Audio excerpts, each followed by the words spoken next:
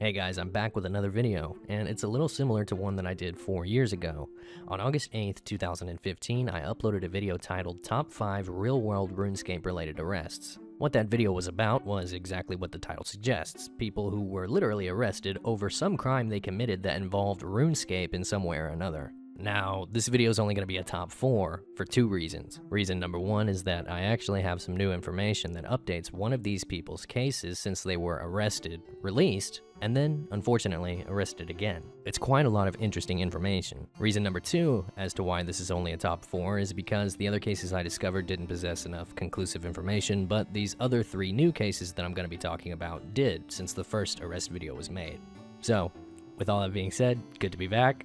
If you haven't seen the first video, you should probably watch that one and then this one. Anyway, moving on. Number 4, Josh Pillault. So, this is the case I wanted to update everyone on if you haven't heard about it already. In the first arrests video, I spoke about this man here. Long story short, on October 8th, 2012, the FBI arrested Pillault after raiding his house with a SWAT team in Mississippi. Josh, who at the time was 19 years old and drinking while playing RuneScape, got into an argument with another player that had insinuated to Josh that he should commit suicide. Josh responded by transmitting threats to that player to destroy buildings by means of fire and explosives, along with killing himself in the process. A few days later, that's when he was arrested. Josh spent a total of 1,795 days within prison on a 6-year federal prison sentence. Sometime in early 2018, Josh was finally released and had a very warm welcome back into the RuneScape community. He addressed the RuneScape community with 4 different videos on his channel, Josh Pillault, between June and July of 2018. And he spoke a little bit about his prison sentence, what it was like, what actually happened that day he was arrested and why, and accumulated over 20,000 subscribers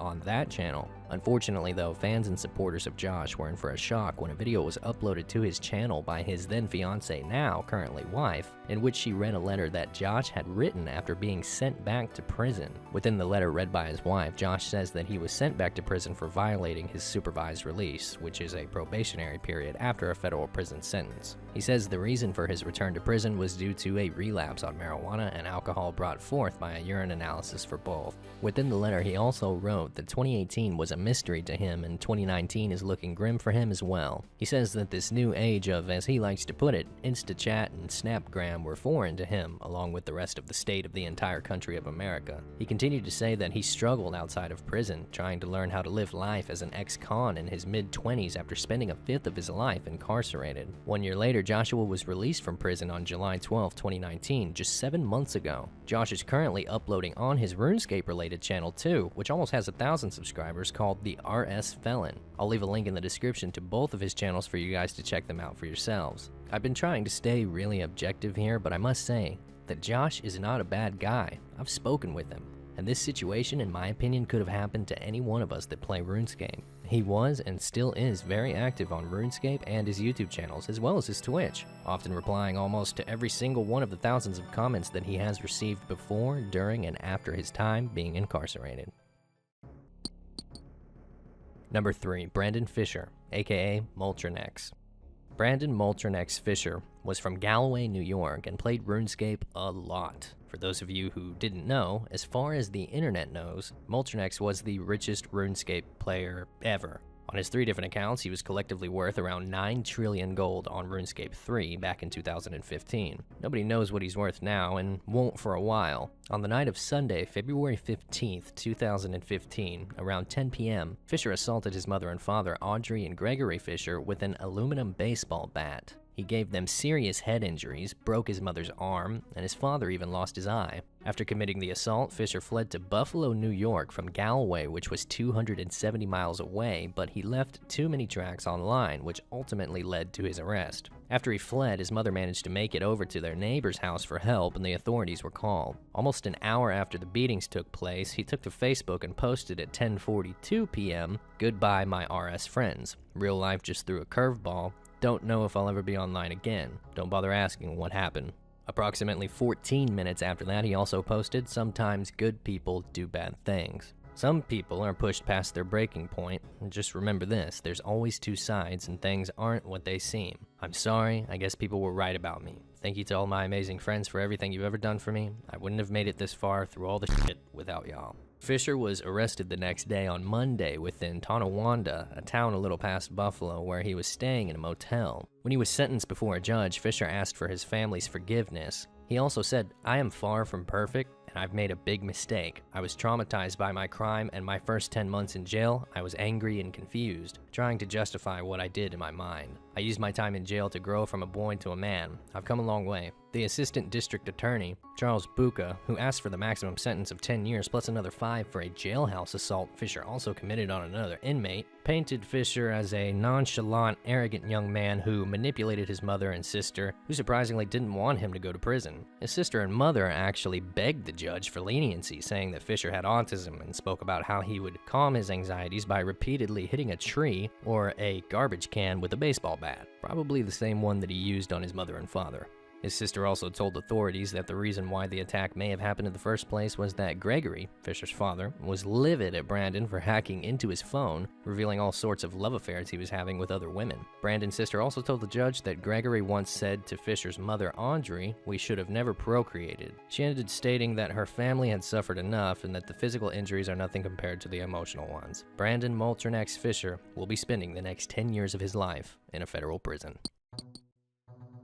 Number 2, Stephen Burrell.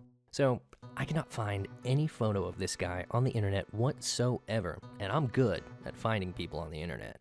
That sounded bad. Yeah, I can't find anything about what this guy looks like, but after researching a little bit about him, I'm starting to understand why I can't find any photos of him, or any personal information about him for that matter, anywhere online. This man was seriously a professional at what he did. Sometime in April of 2013, a computer hacker named Stephen Burrell was arrested for hacking approximately 3,872 RuneScape accounts within a 16-month period.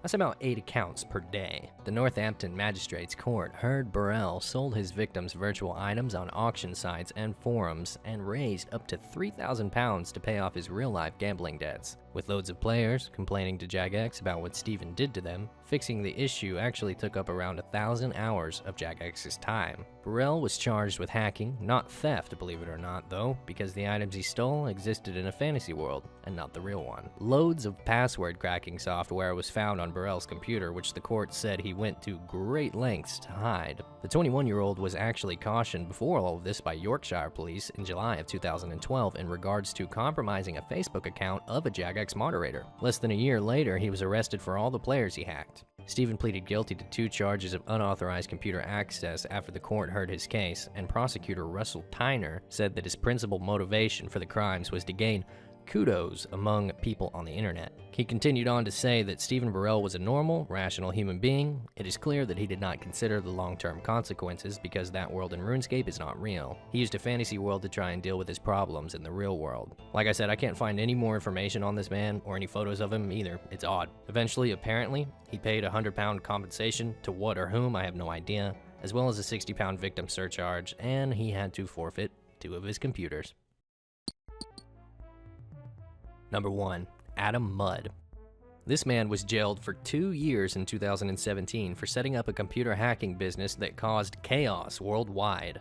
Not only was he the cause of numerous distributed disconnections of service attacks, or DDoS attacks for short, within RuneScape, but he also did the same thing to Minecraft, Xbox Live, Sony, TeamSpeak, and Microsoft.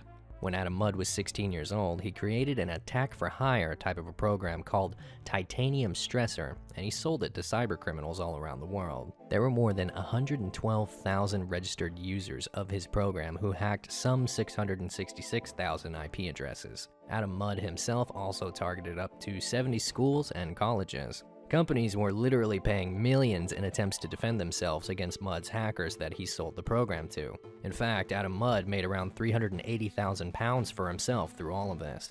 When he was arrested in March of 2015, he was in his bedroom on his computer and refused to unlock the door, which required his father intervening. Mudd eventually pleaded guilty to 1 count of committing unauthorized acts with the intent to impair the operation of computers, and 1 count of concealing criminal property. Mudd lived with his parents and had undiagnosed Asperger's syndrome, and was more interested in status within the online gaming community than he ever was the money, allegedly. Jagex themselves spent over £6 million with a revenue loss of £184,000 trying to defend against over 25,000 DDoS attacks from Mudd's program. He actually offered a variety of payment plans to his customers, including discounts for bulk purchases of up to $309.99 USD for 30,000 seconds of distributed disconnections to whatever community the customer saw fit to unleash on. Apparently, after Mudd was released from jail, he was expelled from college and now works as a kitchen porter and has been offline for 2 years, which was a form of punishment as well. I think it really just goes to show you what even teenagers are capable of in today's world of,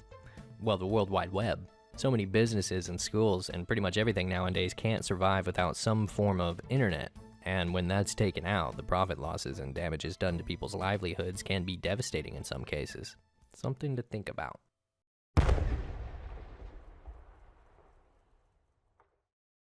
Thanks so much for watching, guys. I don't know, I just felt like making a RuneScape video again. This game has changed so much.